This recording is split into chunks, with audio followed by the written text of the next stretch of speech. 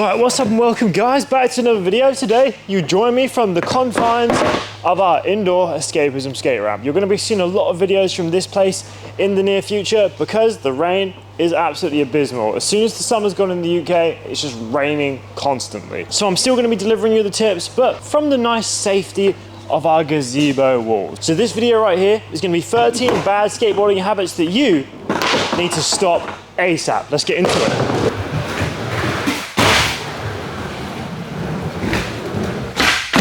So the first skateboarder habit we're going to be going over is ruining your skateboard unknowingly. Now, this skateboard right here is an impact skateboard, and it's actually pretty much impossible to ruin, but for most people, a skateboard is just going to be wearing it down by riding the tail on the ground. We call it razor tail.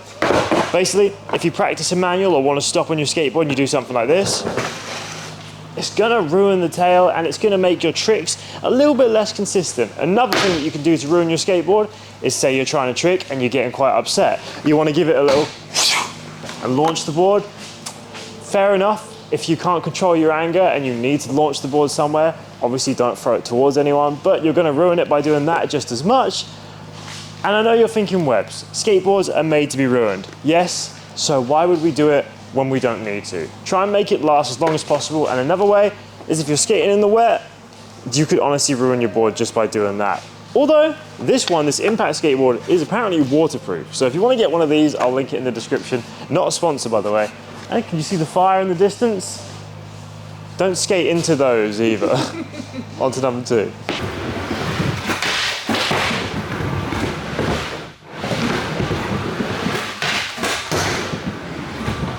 Bad habit number 2, having no skate park etiquette. And that basically means just not looking out for the other people around you. Say, for example, someone else is about to go drop in and do like a line in the ramp. Say they're about to do it and I just suddenly go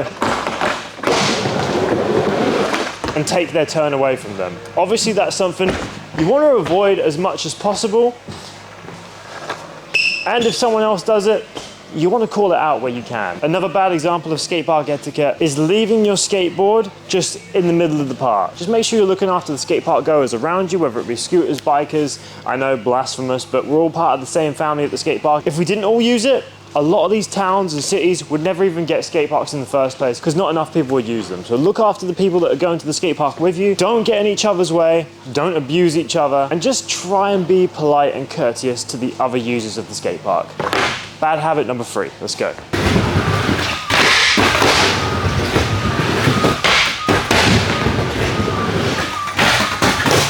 right, bad habit number 3. That is skating in the wet. Skating in the wet is gonna ruin your skateboard. Obviously, I touched on this in bad habit number 1, but at the end of the day, especially in England, skate parks can be wet almost all the time. So if you've got an indoor place, go there and skate there as much as possible. Or if you're lucky enough to be able to afford something like this, which by the way, I would never have been able to afford a ramp and gazebo like this if it wasn't for you guys watching the video. So I just want to take this moment to say thank you so much for always supporting and being part of the community. It means the world to me. But if you haven't got something like this, look for a 3, 4, 5-story car park, just somewhere with a roof over it. Obviously, try and find a quiet floor where there's not many cars and skate there. But just do what you can to skate as much as possible, even when the weather's terrible. Don't look outside and think, oh, it's wet, never gonna skate again till the spring. There's always ways around it, whether it be indoor skate parks, multi-story car parks, or just a tunnel that has like a roof over it. As long as it's not in a busy road, there are so many ways you can think around it, especially if you live in a big city. And carpet boarding, another one. Take your trucks and wheels off the board, or if you've got a spare board, skate it inside on the carpet, in a garage if you've got a garage, if you're lucky enough to have one of those. Do whatever you can to stay skateboarding as much as possible, because it's one of them things where if you stop doing it for a couple months, you lose a lot of progress. So just stick to it. On to the next tip.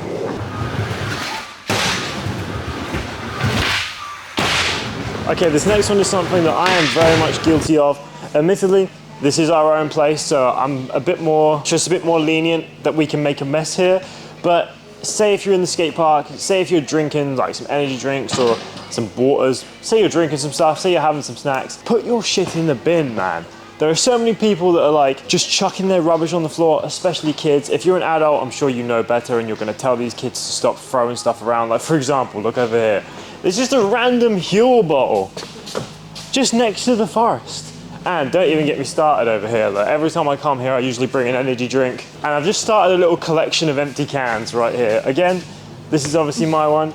Prime have been sending us a load of stuff recently, which while I do not like the owners whatsoever, the drink's not too bad. Obviously, I'm using the energy drink, not the hydration one, so take from that as you will. But yeah, clean up after yourself, make sure your skate park's nice and clean so that when other parents bring their kids from other places, they don't look at it and think, wow, what a shithole. Be proud of your skate park. Let's move on to the next one.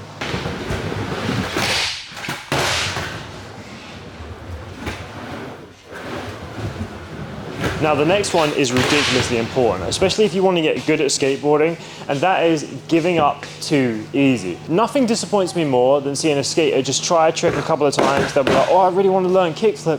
Then they try it like 5 or 6 times and then just give up and stop trying it and then wonder why they can't do it a month later. Oh, it's too hard, oh, it's this, oh, it's that. Yeah, get over it. Skateboarding is hard and it's always going to be hard. You need to get yourselves into the mindset of, yeah, if I want to learn a trick, it's going to take ages and it's going to take way longer if you want to perfect it on top of actually learning it. So don't just try a trick a few times and give up. Battle it like it's all that you care about, because there are so many times where I've started learning a trick, taking me a couple days to land it once and then a couple months to actually get it consistently. So it's something that you need to do all the damn time and stop being a little pussy, all right? That's from me to you. I'm just telling you how it is. Sorry to hit you with the cold water, but that is just how it is. And to be honest, out of all the tips on this list, I think to me, this one is the most important, because giving up too easy is something that it's just gonna halt you. Like, you're not gonna be cheating anybody but yourself. So, and if you don't go into skateboarding thinking, I'm gonna battle for what I wanna learn, then you were never really built for skateboarding in the first place. If you really want it, take it.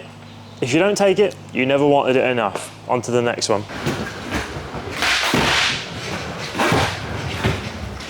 Now the next one is kind of related to what I'm doing now in this video, and that is stop yapping and start practicing. There are so many people I see that come to the skate park and just either sit on the bench and just chat to their mates for ages, whether it be older guys, younger people. In fact, I think the older guys are more guilty of this one than most other people. They'll come to the skate park, meet one of their homies or someone that they're skating with and just sit there and chat for the hour and a half they're at the skate park, and maybe skate for 10 minutes. Like, fair enough if you want to come for the social aspect and you don't really want to train and you don't really want to put the time in. But if you actually want to make some progress, stop wasting time chatting. Obviously, get to the skate park, say hello, have a 15-minute chat, then spend an hour skateboarding or half an hour skateboarding, and then just work your way up from there. But if you just sit there, talk to people all the time, and do whatever you can to avoid actually stepping on the board, you're not gonna get anywhere. And you're just gonna be sitting there and thinking, wow, I've spent 20 hours at the skate park this month and I've not learned a single trick. Like, there is not a world where you should be spending 20 hours at the skate park and not at least landing or getting close to 1 or 2 new tricks. Like me personally, I have a series on my Instagram where I land 100 new tricks every single summer. I've just completed trick 99 the day before yesterday of this summer.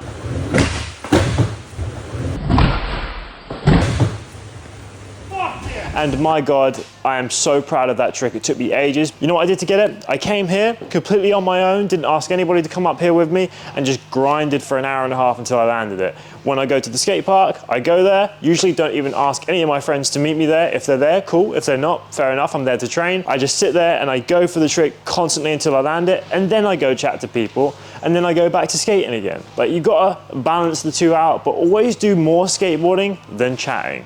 It's the best ratio if you want to actually get good.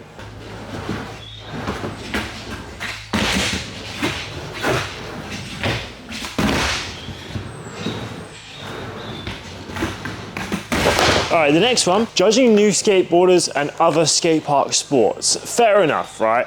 Everybody's had a little tiny scooter kid get in their way, or a BMXer thrasher on the park too fast. And I'm sure those two disciplines probably have had a skater have a go at them for no reason. Tell them to get out of the way. Like, everybody has gripes with each other. The point is, if you want to actually have a harmonious lifestyle with other people at the skate park, we all need to learn to fucking just respect each other, man. Like, if there's a little kid that's getting in your way and they have no skate park etiquette, try and teach them. Obviously, if they're super, super young, it's your job to try and avoid them. The kid does not know their ass from their elbow. They're not going to be flying around and like waiting for people or being polite or anything because they don't know. And it's up to the parents to teach them. At the end of the day, the parent needs to be there watching the kid 24/7. Because if the parent is letting their kid run around in the skate park willy-nilly with no supervision, it's like letting your kid play in a busy road. Now, I know what you're thinking. I commentated on that scooter video the other day when I said that the parents had every right to have their kids in the park, and that's true. They have every right to have their kids in the park. And at the end of the day, it's a public place. You can't go up to another person in the skate park and be like, oh, you're not using it properly, so you need to leave. At the end of the day, if they're not using it properly, they're gonna get hurt, and that's gonna be their lesson. You can't force them out of the park. You can't force them to learn. Some people just have to learn the hard way, and that's how it is. You can warn the parents. You can say, look, if your kid keeps doing this, they're gonna get hurt. If you wanna let them keep doing it, that's fair enough, but because I can't force you to leave. But at the end of the day, we all need to learn how to work together at the skate park. It's a public place that no one person owns and has the right to have to their whole selves. So work together and stop blindly hating on another person just because they ride a scooter, just because they ride a bike, just because they ride a skateboard. We all need to live side by side, or the skate parks wouldn't even exist. On to the next one.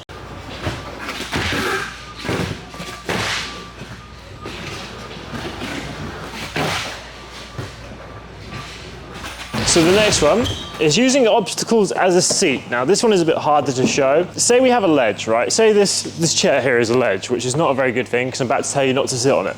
But yeah, say this stool is a ledge and I want to skate it, and there's a parent there and they're sitting watching their kid on the ledge.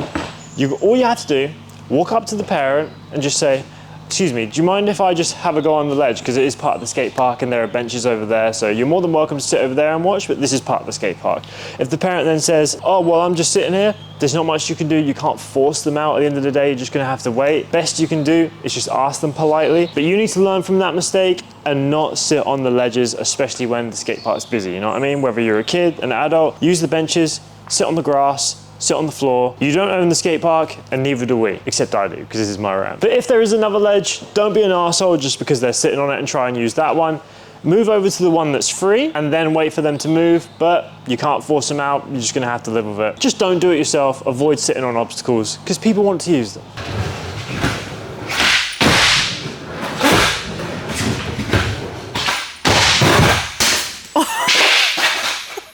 So the next one.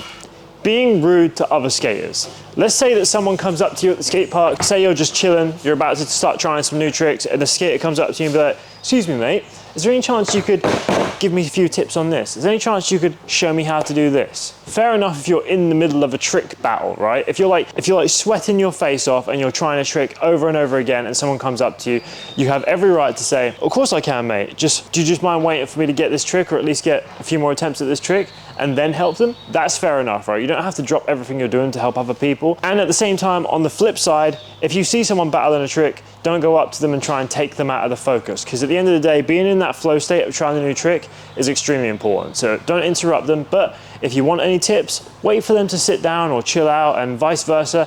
If you're just chilling out and waiting around, if someone asks you for tips, help them out, man. Like, it doesn't take much to give them a few tips. And at the end of the day, if a kid comes up to you and you brush them off, they're gonna be like, oh, well, I'm not gonna come to the skate park anymore. So you might have just stopped a future Nigel Houston or Tony Hawk from getting into skateboarding because you brushed them off too quickly. So help people out where you can. On to the next tip.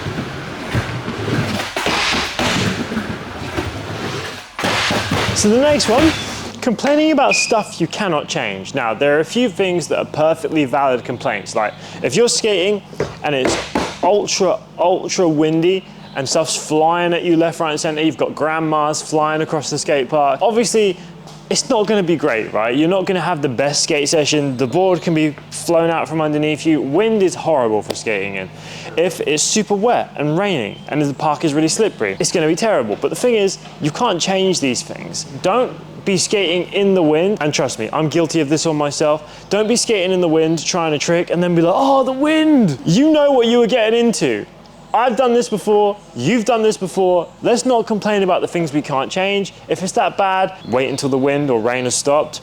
If you don't mind trying still, keep going, but just don't complain about it. And also, if you're trying a trick and you can't land it, or you're having a tough time, or you hurt yourself, don't scream the house down. Like, there's nothing worse than having a bunch of like little kids at the park with their parents. Maybe their parents have just brought them down to try skateboarding, and there's like a 20 or 15-year-old guy just throwing a fit, chucking boards around and screaming. It's not a good look for us, and it might stop the parents from bringing their kids down to try skateboarding again. So stop moaning and keep learning.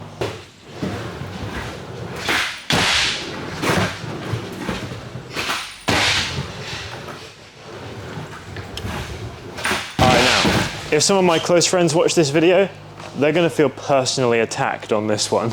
So, the next one, don't just start skating one discipline of the skate park, whether it be mini ramp, freestyle, flat ground, bowl, try them all. Don't just do one thing and get stuck doing that one thing and then never branch out. For example, a couple of my friends, sorry boys if you're watching, but they skate mini ramp and barely skate anything else. Like, I like to skate everything, whether it be ledge, bowl, flat ground, freestyle, mini ramp. The only things I don't touch are vert and the rail. Obviously I'll have a go on both, not so much vert, but have a go on the rail and try a few things, but you wanna be doing everything. Obviously you're gonna have your favorites. For me, my favorites are flat ground tricks. I love doing different flat ground tricks, and I also love the mini ramp, but you need to branch out, because the more stuff you learn on the floor, the more stuff you can then bring to the mini ramp. So if you've just learned kickflips, you could do a kickflip rock. You could do a kickflip disaster. If you just learned tray flips, you could do a tray flip rock.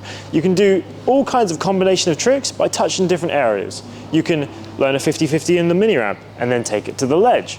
There are so many different ways you can branch out these things, but whatever you do, don't just stick to one. The better you get at all the different things, in my opinion, it's better to be medium good at everything than really good at just one thing. So branch out and keep your options open to different parts of the park. Another great thing for this is that if you go to a different skate park and say you get really good at mini ramp, you go to a different skate park, they don't have a mini ramp. Well, now you're there with the boys and you're just watching. So, you know, branch out.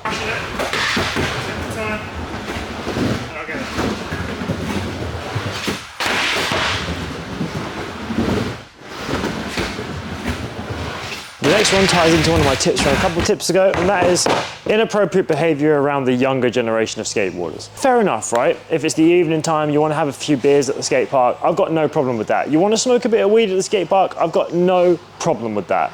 But if you've got parents and like little kids surrounding you, take it just off the skate park. Take it behind the shelter. Just take it away from the younger generation so that the parents that bring them up there aren't immediately thinking, where have I brought my kid to? This is a dive. And you're also feeding into the stereotype, the skater, stoner, drunk type vibe. Like, fair enough. Like I said, I've got no problem with drinking and smoking at the park, but do it out the way of the kids. I'm not saying you have to hide in the corner. Just keep it casual, you know? Don't be making it so obvious and like throwing beer cans around and acting really outrageously drunk, because there's nothing more cringe than someone being overly drunk at the skate park, especially to me. Like, nothing makes my insides boil more. And like I said, if there's kids around and you're doing it, you're gonna get them kids, you're gonna get the parents to not bring those kids out again. So just be mindful of what's going on around you and keep the antisocial behavior to a minimum.